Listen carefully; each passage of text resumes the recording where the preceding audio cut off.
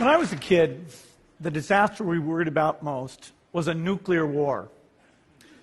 That's why we had a barrel like this down in our basement filled with cans of food and water. When the nuclear attack came, we were supposed to go downstairs, hunker down, and eat out of that barrel. Today, the greatest risk of global catastrophe doesn't look like this. Instead, it looks like this. If anything kills over 10 million people in the next few decades, it's most likely to be a highly infectious virus rather than a war. Not missiles, but microbes. Now, part of the reason for this is that we have invested a huge amount in nuclear deterrence.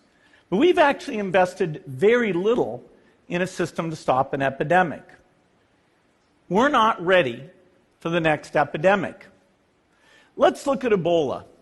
I'm sure all of you read about it in the newspaper.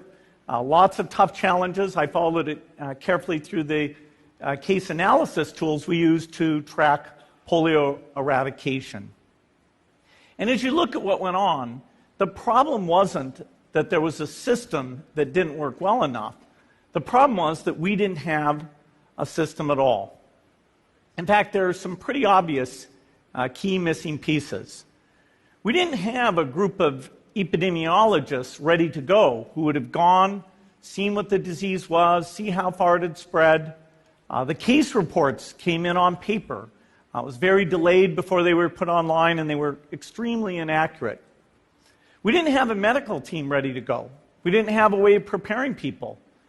Now, Médecins Sans Frontières did a great job orchestrating volunteers, but even so, we were far slower than we should have been getting the thousands of workers into these countries. And a large epidemic would require us to have hundreds of thousands of workers. There was no one there to look at treatment approaches, no one to look at the diagnostics, no one to figure out what tools should be used. As an example, we could have taken the blood of survivors, processed it, and put that plasma back in people to protect them. But that was never tried. So there was a lot that was missing, and these things are really a global failure. The WHO is funded to monitor epidemics, but not to do these things I talked about. Now in the movies, it's quite different. There's a group of handsome epidemiologists ready to go. They move in, they save the day, but that's just pure Hollywood. The failure to prepare could allow the next epidemic to be dramatically more devastating than Ebola. Let's look at the progression of Ebola over this year. About 10,000 people died, and nearly all were in the 3 West African countries. There's 3 reasons why it didn't spread more. The first is there was a lot of heroic work by the health workers. They found the people and they prevented more infections. The second is the nature of the virus.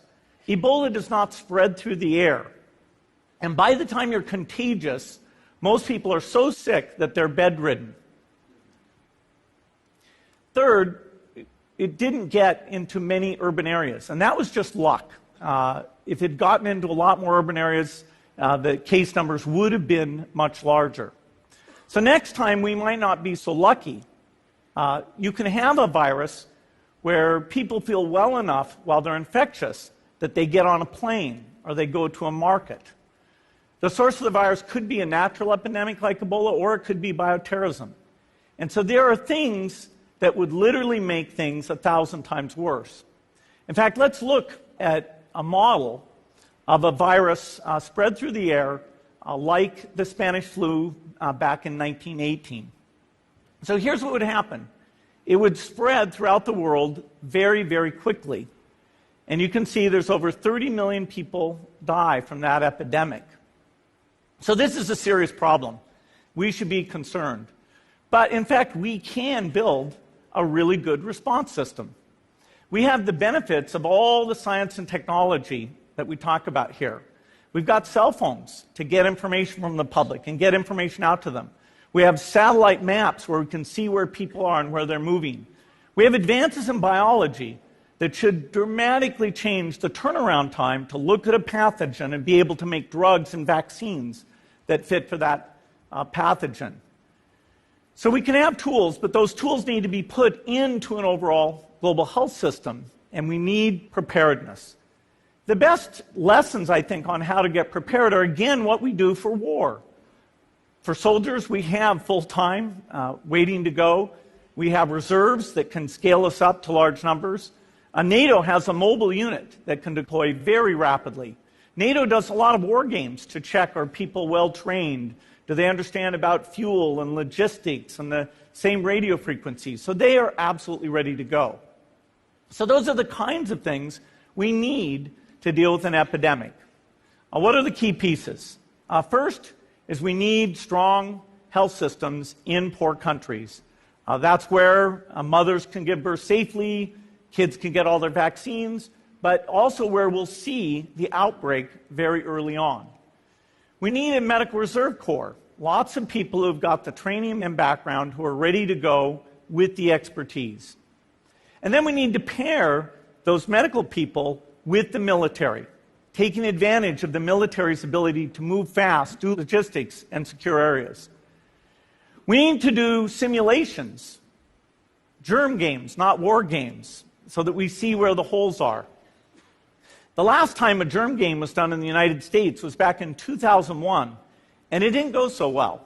So far, the score is germs 1, people 0. Finally, we need lots of advanced R&D in areas of vaccines and diagnostics. There are some big breakthroughs, like the adeno-associated virus, that could work very, very quickly. Now, I don't have an exact budget for what this would cost, but I'm quite sure it's very modest compared to the potential harm. The World Bank estimates that if we have a worldwide flu epidemic, global wealth will go down by over $3 trillion, and we'd have millions and millions of deaths. These investments offer significant benefits beyond just being ready for the epidemic. The primary health care, the R&D, those things would reduce global health equity and make the world more just as well as more safe. So I think this should absolutely be a priority. There's no need to panic. We don't have to hoard cans of spaghetti or go down into the basement. But we need to get going because time is not on our side. In fact, if there's one positive thing that can come out of the Ebola epidemic, it's that it can serve as an early warning, a wake-up call to get ready. If we start now, we can be ready for the next epidemic. Thank you.